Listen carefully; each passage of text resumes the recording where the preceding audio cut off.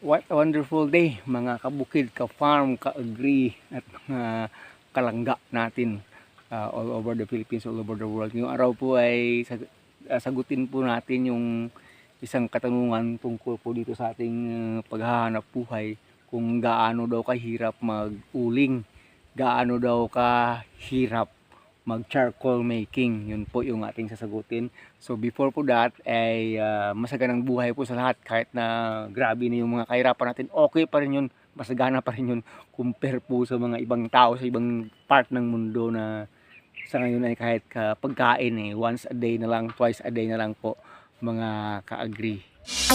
Pero bago po natin pag-usapan yan, kung bago ka pa lang sa channel ko, paki-like naman po, comment, share, and subscribe. At huwag kalimutang i-hit ang ating button bell para ma-notify po kayo sa ating mga bagong upload. So yun nga, gaano nga ba kahirap ang pag-uuling? Una po, mahirap yan pag hindi ka sanay. Yun po. Kahit anong bagay po, pag hindi ka sanay, ay talagang mahirap yun talaga mga ka-agri. In terms of kahirapan sa pag-uuling, kahit nasanay ka, ay talagang mahirap po talaga. Kasi heavy work po siya. Masyado po siyang mabigat na trabaho. Explain na natin sa inyo paunti-unti para po maintindihan po natin. Kung mag-uuling po tayo na nag-iisa lang tayo, yung common strength ng isang tao, o okay sana kung okay yung panahon pero ngayong summer, grabe yung tama ng sikat ng araw, grabe po yung tindi nun mahirap po talaga yung capacity, yung average capacity para sa akin ng isang tao pag nag-uuling siya, kunwari mag-isa lang po siya, yung mga 10 sako ay maabot ng isang mag-uuling yan dito sa amin. Average po kasi iba malalakas, iba malalaki, iba talagang mabagsik sa 10 sako po halos aabutin po yan ng mga 3, 5 hanggang 7 araw na pagpuputol. Yun po, plus na doon yung paghakot mula sa pinanggalingan at sa pagdala po sa location kung saan ka talaga mag-uuling. Yun po, pagputol pa lang grabe yan, tagas lahat yung katawan mo dyan pag talagang puspusan. Mabilis kang gutumin kasi full strength yung gagamitin mo sa pagpuputol, sa pagbubuhat na mabibigat. Nako, grabe po. Pag tinatamaan ka pa ng sikat ng araw, talagang matindi po talaga yung tama mga ka-agri.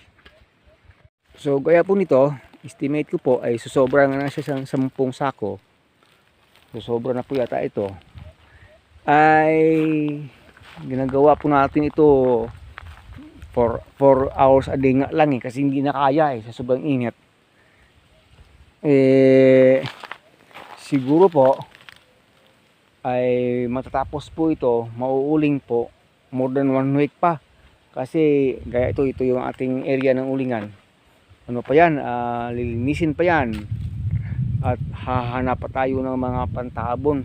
Kasi tawag, ano pa yan papiling pa yan dito sa ilalim. Matagal-tagal pa yan. Mahirap rin magpiling pag pag hindi yung tugma yung laki ng mga kahoy magpapiling ka pa, maghahanap ka pa ng pantabon na mga dahon or anything else, magtatabon ka ng lupa, yun. At saka yun doon ka pa lang magsisindi, magpa-fire nito, alos aabutin ito 24 hours and above hanggang 36 and above. Pag hindi po maganda yung ng apoy, 2 gabi, 1 araw, mga ganun po, mauubos pa.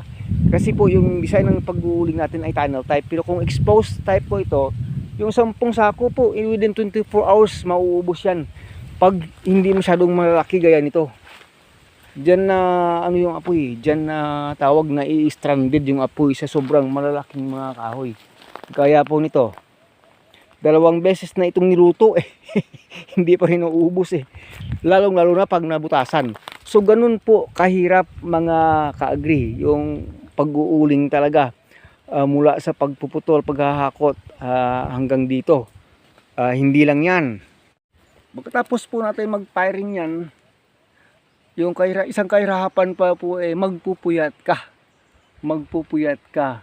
pwede ka ring matulog, pero magpupuyat ka po sa pagbabantay, lalo na po after 6 hours and above, kasi pwede na po siyang mag-umpisang magbubutas-butas kahit saan-saan. Kahit maganda yung pagpiling mo, may magbubutas po talaga. Pag nagbubutas na, hindi po pwedeng hayaan lang yan. Pag sa gabi po nangyari yan, hindi ka talaga patutulugin yan pag nag-uumpisa na hindi maganda yung pagpiling mo, na nagbubutas-butas yung ulingan. Kasi imbis na pera, magiging abuyan. Yun yung problema. So magpupuyat ka po talaga. Magpupuyat at magpupuyat ka. Hindi pwedeng malayo ka sa ulingan mo.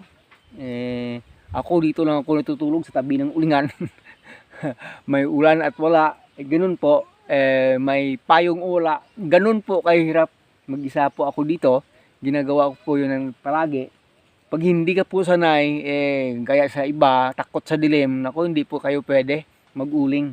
Pag takot po kayo sa dilim, pag nakarinig pa kayo ng iba-ibang klase ng tawag ng sounds sa gabi, lalong-lalo na po yung mga hindi mo inasahang mga sound, at natakot ka, hindi ka po pwede. Hindi ko po kasi, hindi po talaga po pwede. Ang dami kang marinig dito sa gabi, dito sa bundok, ng mga sound ng mga tawag, yung mga tinatawag natin ng mga hayop, ibon, na mga nocturnal. Yun na kasi yung mga oras na sila ay gumagala, pati po yung mga ahas gumagala po yan kung gabi, mga aso, at saka yung iba pa, mga dito sa amin meron pa kasi yung mga ganyan, mga owls, at saka yung yung mga tinatawag na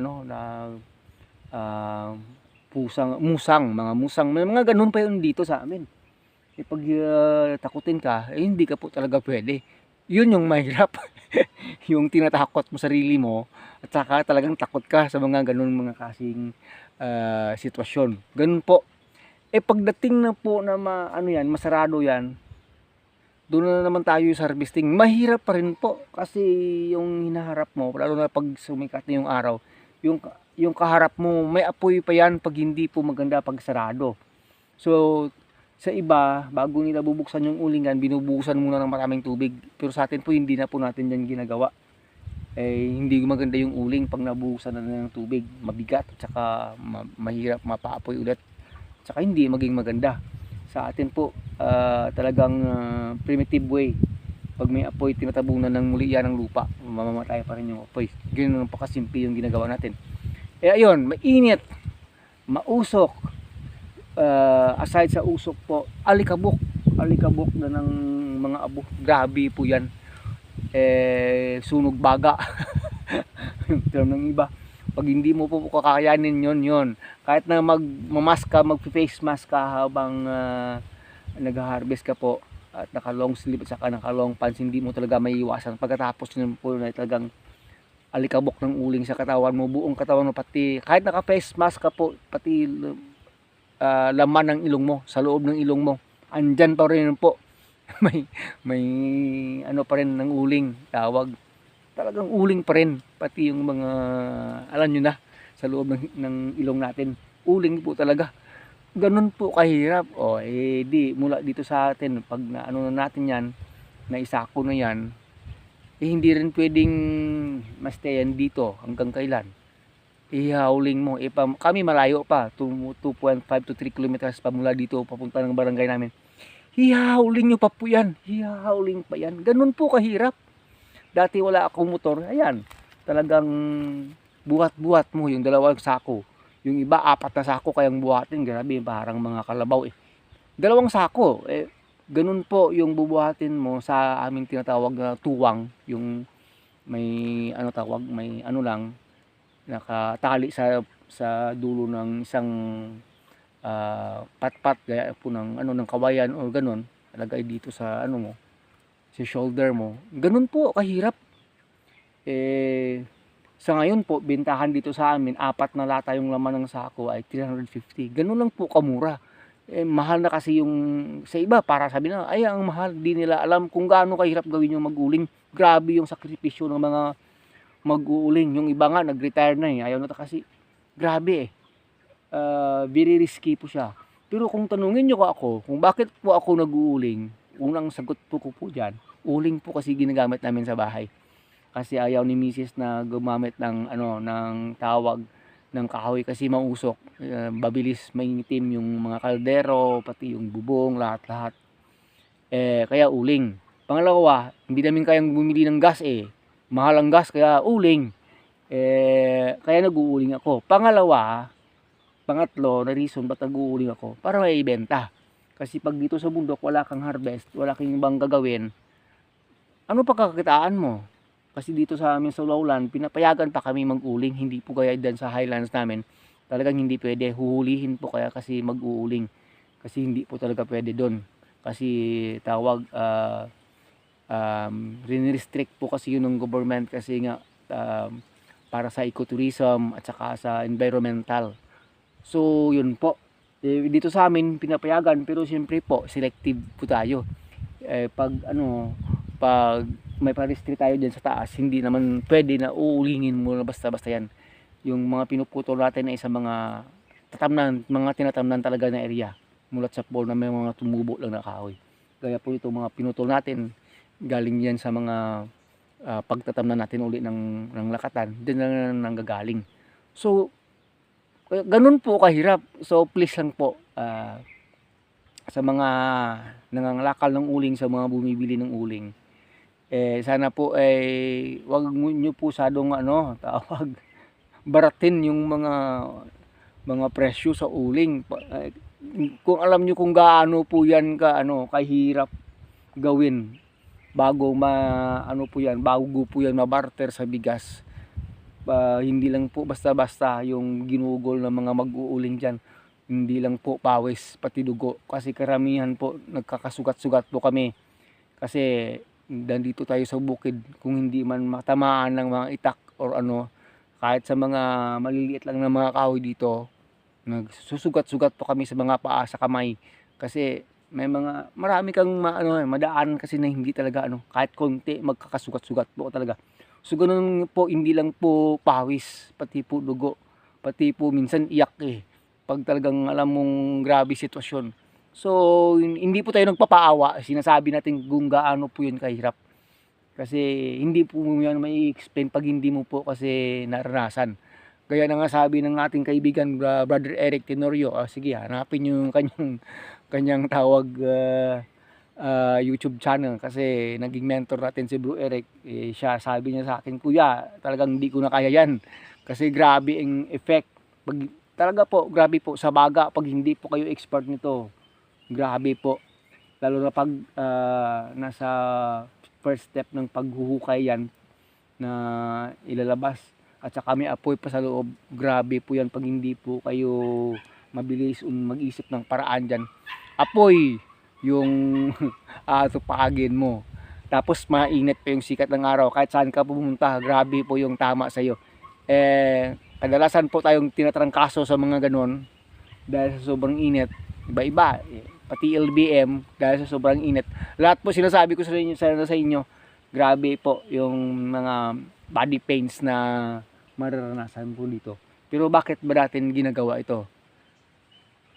Kahit ganito po kabigat, kahirap po mga ka-agri, mga ka-farm, mga ka-province, marangal po itong trabaho na ito. Challenge po ito sa mga kaibigan natin dyan na malalaki yung katawan, malalakas.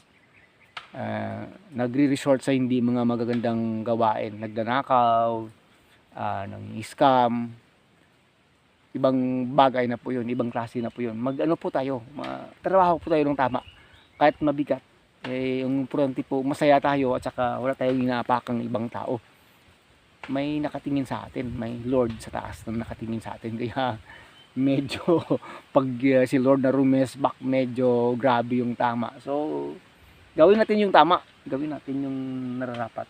So yun mga kabukid, mga ka-farm, sana po na-explain po natin sa inyo yung extent ng kahirapan sa pag-uuling mga ka-agri. Hanggang sa muli, Agritechnics TV po. Sana po nakapagbigay ng konting kaalaman, konting information sa ating mga kaibigan. Tanungin nyo yung lahat na mga nag-uuling, kasi pare-pareho po kami ng experience. Maliban na lang sa simulat sa pool mag-uuling na talaga, nasanay na talaga.